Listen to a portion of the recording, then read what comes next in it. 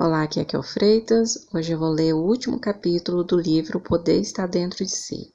Capítulo 15. Um mundo onde seja seguro amarmos uns aos outros. O planeta está a atravessar um período de mudança e de transição. É a passagem de uma velha ordem para nova ordem. Algumas pessoas se referem ao fato como o início da Era de Aquário.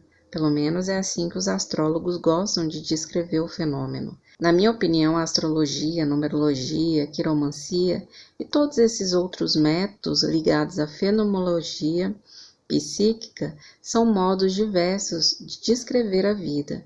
Descrevem a vida de uma maneira ligeiramente diferente. Os astrólogos afirmam que estamos a sair da Era de Peixes e passar para a Era de Aquários. Na Era de Peixes, nós víamos nos outros a nossa tábua de salvação. Queríamos que os outros nos salvassem. Na Era de Aquário, em que estamos a entrar, as pessoas começam a se virar para dentro e reconhecer a capacidade de se salvar. É a extraordinária sensação de poder mudar aquilo de que não gostamos, não acha? Na realidade, eu não sei se o planeta está a mudar assim tanto e à mesma velocidade que nós estamos a nos tornar conscientes e despertos. Há muita coisa que tem estado a fermentar há muito tempo e agora vem à superfície, como é o caso da disfuncionalidade nas famílias, a pedofilia e todas as ameaças que pairam sobre o planeta. Como com tudo mais, em primeiro lugar, temos de nos conscientizar antes de poder produzir a mudança.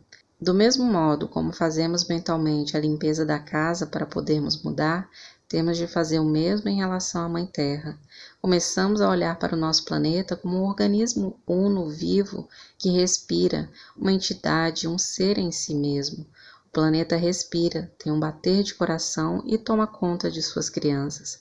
Providencia tudo o que possamos necessitar. Está totalmente equilibrado. Se passar um dia na floresta ou na natureza, verificará quão perfeitos são todos os sistemas do planeta.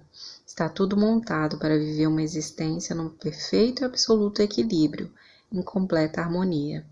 E aqui estamos, a grande humanidade, que sabe tudo e que anda a fazer o possível e impossível para dar cabo do planeta, destruindo todo o equilíbrio e a harmonia.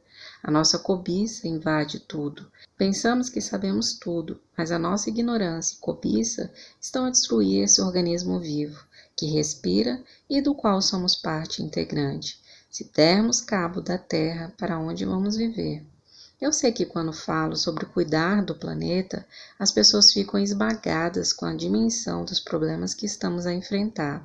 Parece-nos que uma pessoa só não poderá fazer grande coisa e não terá poder para afetar, seja o que for, na globalidade do sistema.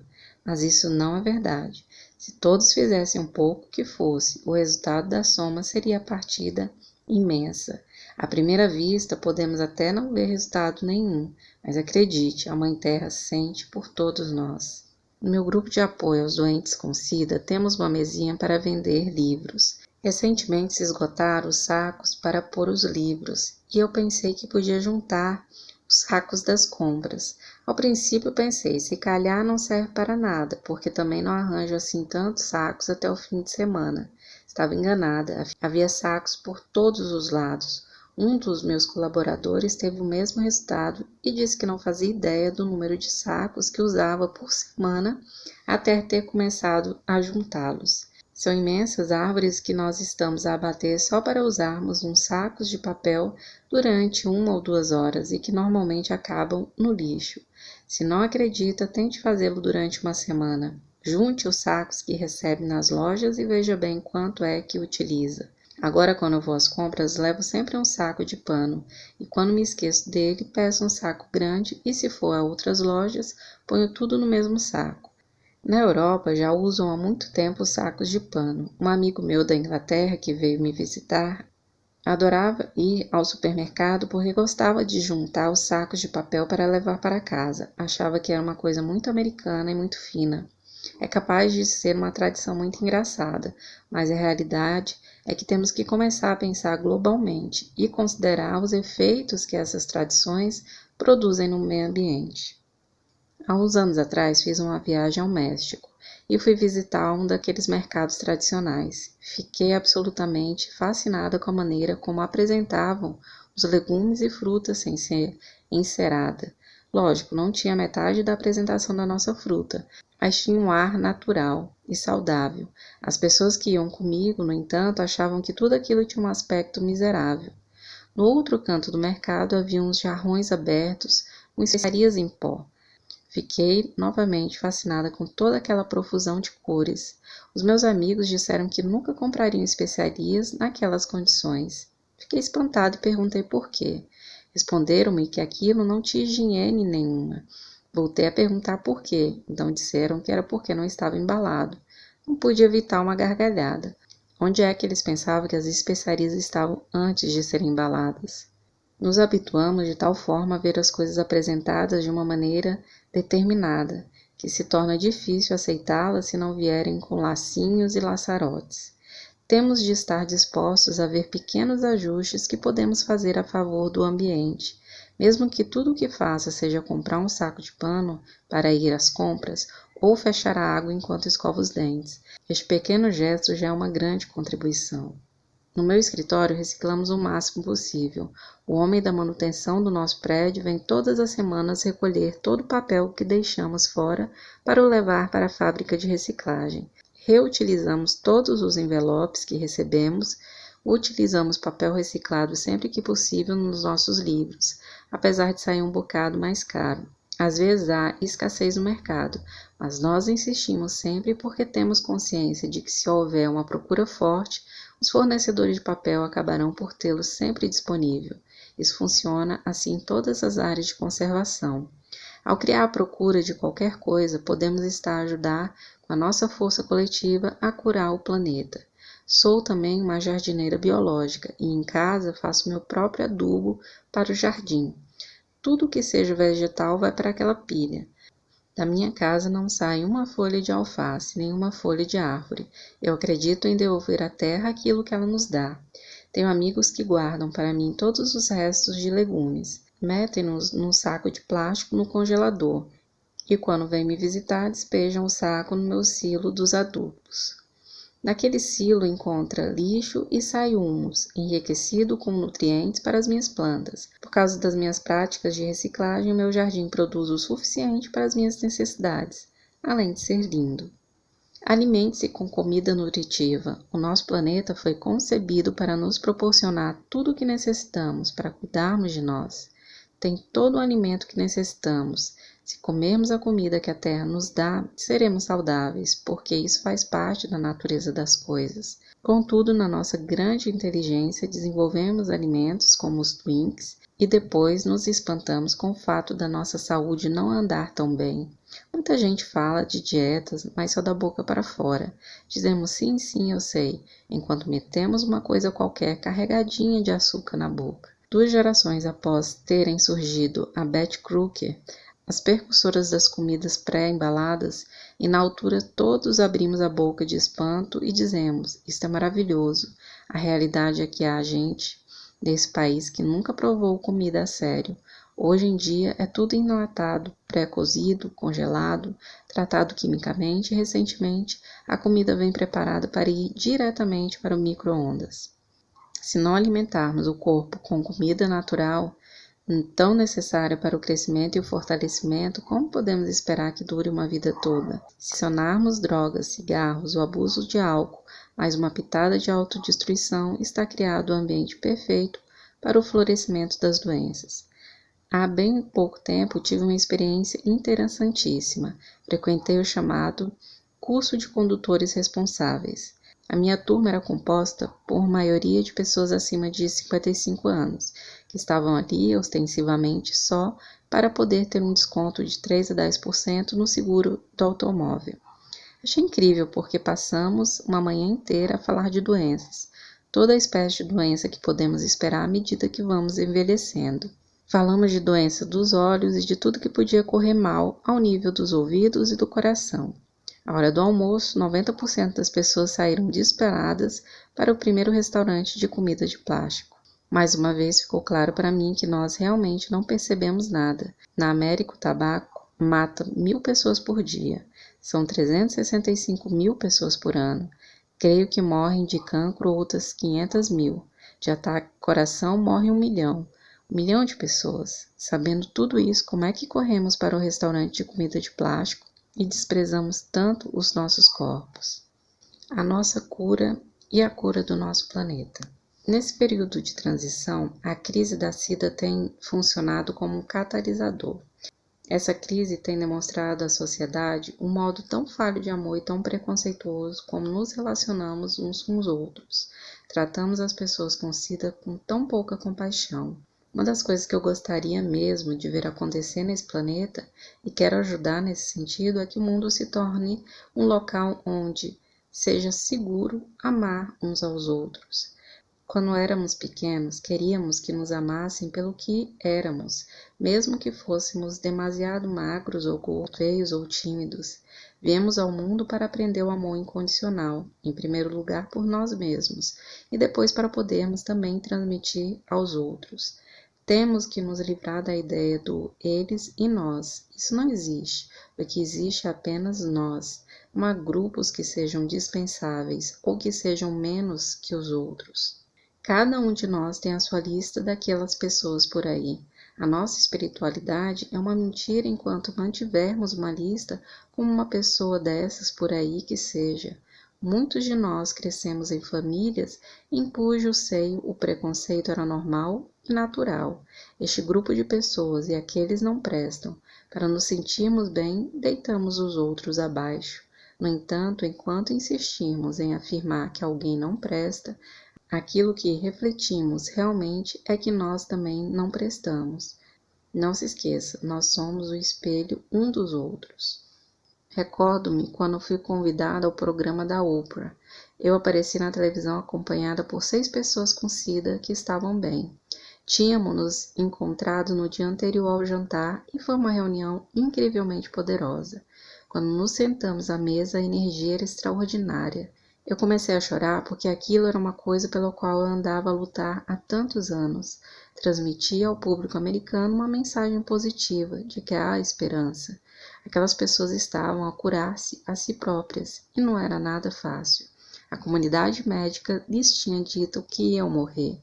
Tinham dito que ia experimentar os mais variados métodos na base do ensaio e do erro, e estavam dispostos a se desenvolver e a ultrapassar suas próprias limitações. No dia seguinte, gravamos o programa e foi um espetáculo lindo.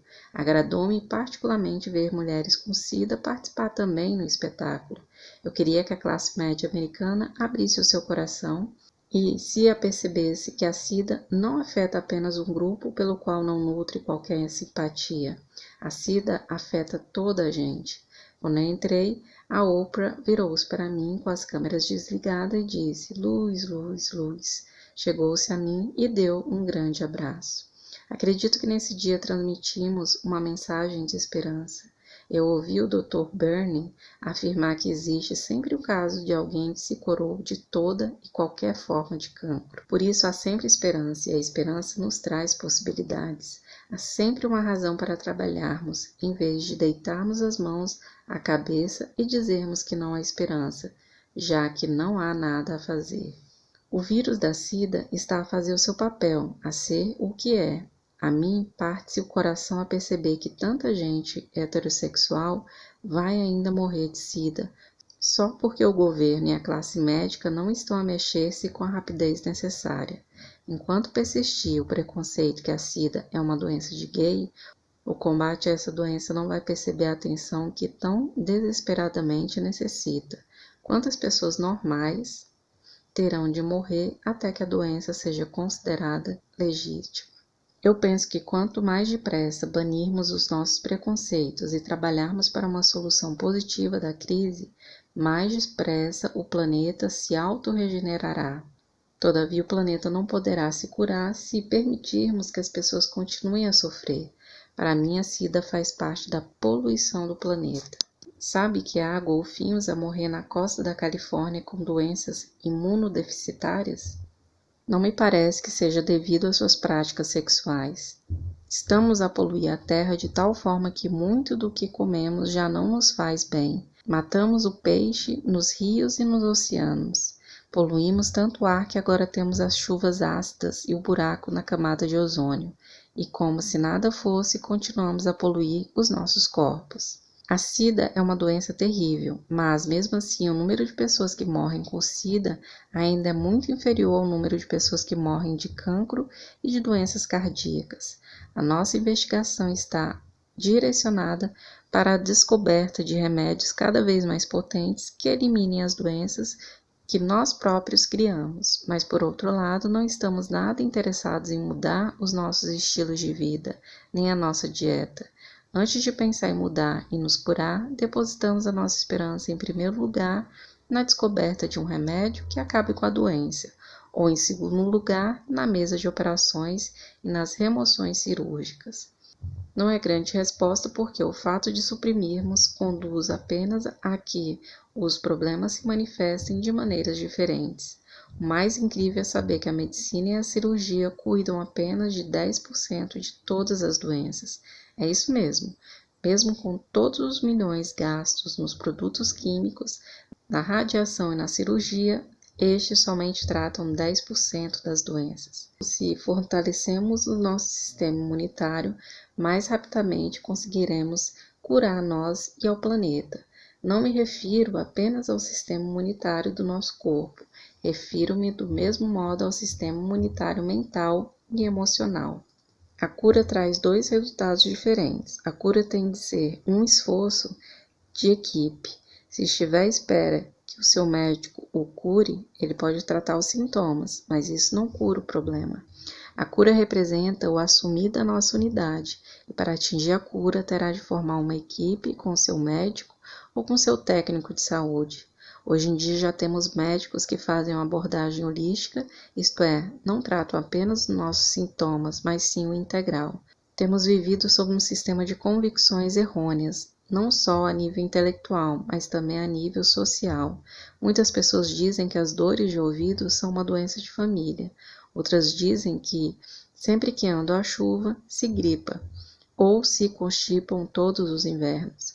Também é corrente a ideia de que quando alguém no escritório apanha uma constipação, todos ficam constipados, porque aquilo pega-se. Contagioso é uma ideia que contagia. As pessoas falam imenso nas doenças hereditárias. Eu não creio que seja bem assim. Eu penso que nós apanhamos sim os padrões mentais dos nossos pais. As crianças são muito sutis, imitam os pais mesmo a nível das doenças. Se o pai contrai gastrite cada vez que se irrita, a criança consegue captar. Não admira que uns anos mais tarde, quando o pai tiver uma colite, a criança venha também a sofrer do mesmo. Toda a gente sabe que o cancro não é contagioso, mas por que motivo umas famílias são mais atacadas que outras? Porque os padrões de ressentimento são os mesmos nas famílias. O ressentimento acumula e acumula até que explore através da manifestação do cancro. Precisamos de aumentar o nosso nível de consciência para poder fazer opções conscientes e inteligentes. Há coisas que nos horrorizam, faz parte do processo do despertar, mas passada a primeira fase da indignação, podemos começar a fazer algo para resolver esses problemas. Em todo o universo, desde a pedofilia, a SIDA, a situação do sem-teto, a fome, todos esses problemas requerem o nosso amor. A criancinha pequena que é amada e apreciada torna-se um adulto forte e confiante. Se não insistirmos em dar cabo do planeta e dos seus recursos, a Terra poderá sempre tomar conta de nós. Não vamos pensar nas nossas limitações do passado. Vamos abrir-nos ao potencial desta década incrível. Podemos fazer com que os últimos 10 anos desse século sejam um tempo de cura. Temos o poder dentro de nós para limpar os nossos corpos, as nossas emoções e todas as confusões que temos andado por aí a armar. Basta olhar à nossa volta para ver tudo o que precisa ser cuidado. As opções de vida de cada um terão um impacto tremendo no nosso futuro e do nosso planeta. O bem supremo. Aplique o seu método de crescimento pessoal ao planeta. Se for um ativista do ambiente e se esquecer de si, não poderá alcançar equilíbrio. Verificar-se-á o mesmo se pensar apenas no seu crescimento e esquecer o planeta. Vamos então ver o que podemos fazer para atingir o equilíbrio pessoal e do ambiente. Sabemos que os nossos pensamentos moldam e criam nossa vida. Não conseguimos ser coerentes com a nossa filosofia a 100%, mas aceitamos uma premissa básica.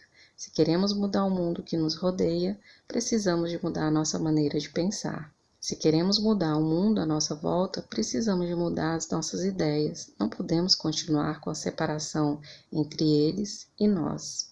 Se toda a energia que despendemos a nos lamentar dos males desse mundo fosse canalizada para afirmações e visualizações positivas, podíamos começar a virar os acontecimentos.